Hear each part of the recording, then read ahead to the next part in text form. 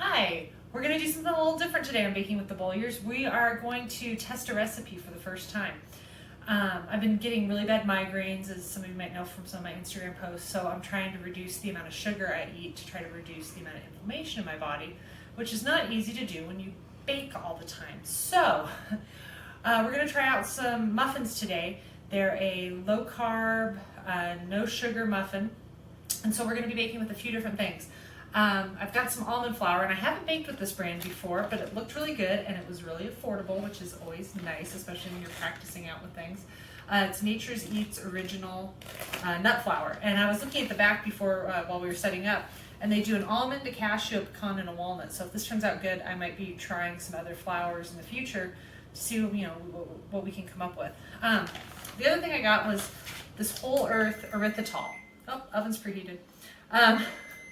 Again, it was on sale. It looks to be kind of a new brand. I usually use the Lacanato monk fruit sweetener that's monk fruit and erythritol. Okay, the oven's done.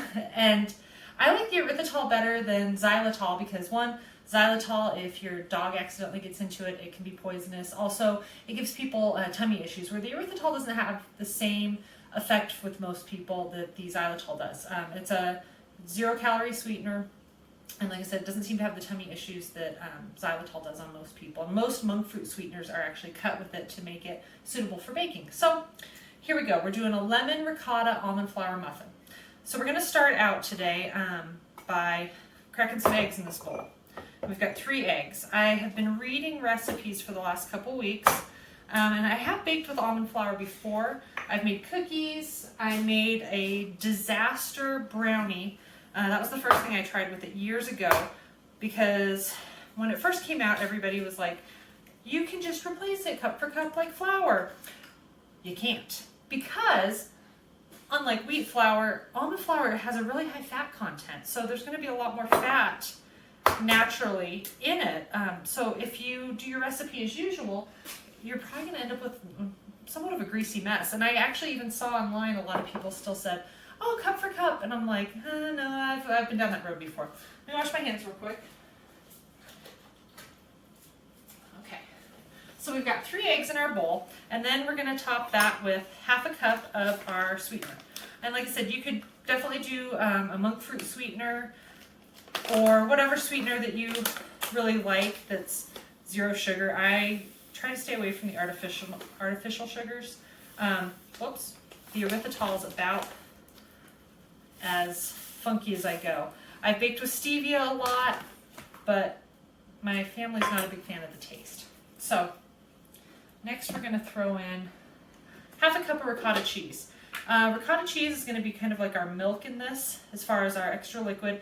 Again, it adds some protein and some fat with only 4 grams of carbs per quarter cup. So that's 8 grams of carbs in the whole shebang. So those of you who are watching your carbs for whatever reason, blood sugar issues, what have you, inflammation, ricotta is a nice way to go to add a little protein to these muffins, as well as the protein that's going to be in the almond flour. So we've got our half a cup, and I'm going to go ahead and stir this in. Okay, once we have that all blended, then I'm going to take 1 lemon, and we've got some really nice big lemons right now, and I'm going to zest it. I'm going to save the juice for later, because I think we're going to do a little drizzle on the top. So we're going to take this lemon, and we're going to take our little zester here, and we're going to just get all the peel off. You just want the top layer of the peel. You don't want to get into the white pith, because that's where it gets real bitter, because we want these to have a really nice bright lemon flavor.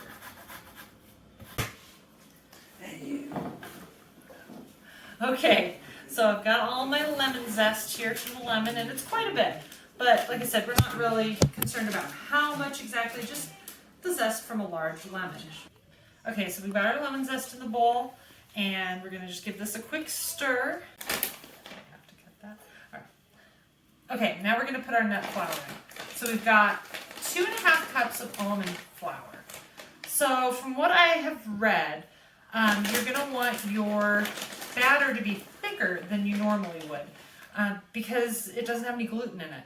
So gluten is the protein that holds everything together with your baked goods when you're making anything with a wheat flour, but you don't have it in an almond flour.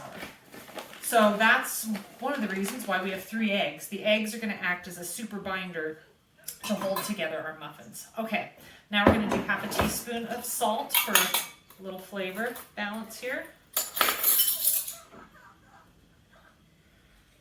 Got half a teaspoon of salt, and along with the eggs, to ensure we have some rise, we're going to do 2 teaspoons of baking powder.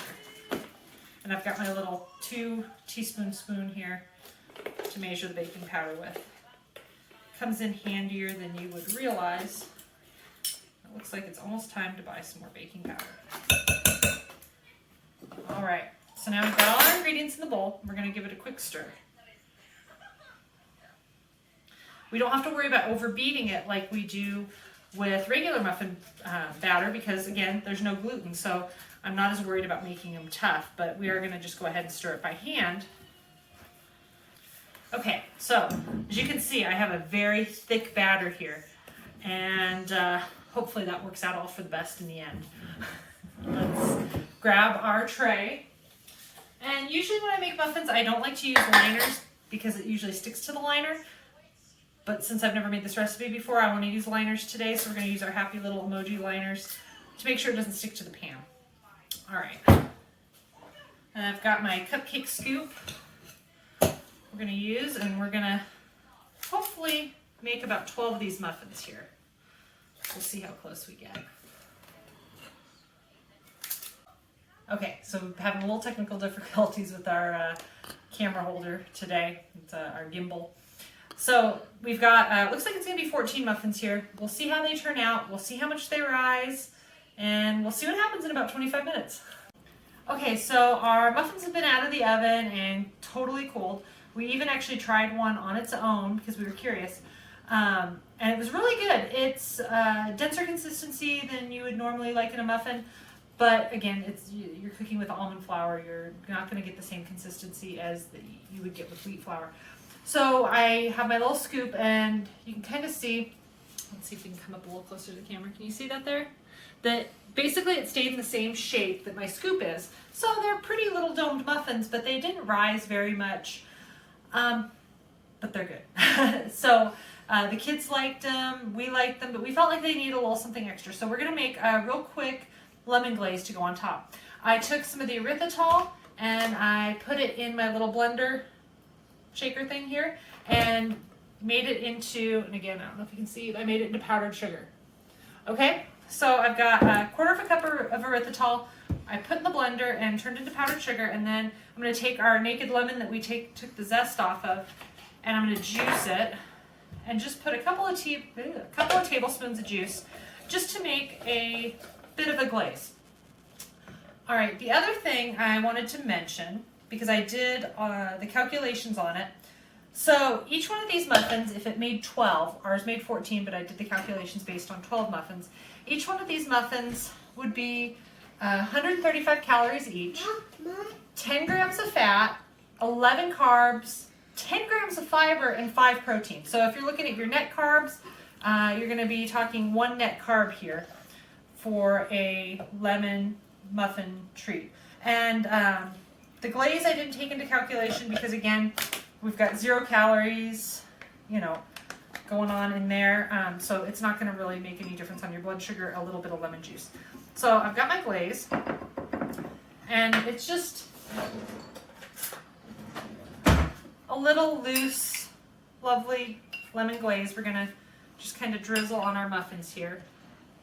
I'm just going to kind of go like this. Just to give them, like I said, that little something extra, that little lemony bite on top. I guess I could have made it a little thinner. Again, it's, kind of to your taste on how much lemon you put in. So, anyway, these are our low carb, keto, low sugar, low glycemic lemon muffins. I'll post the recipe.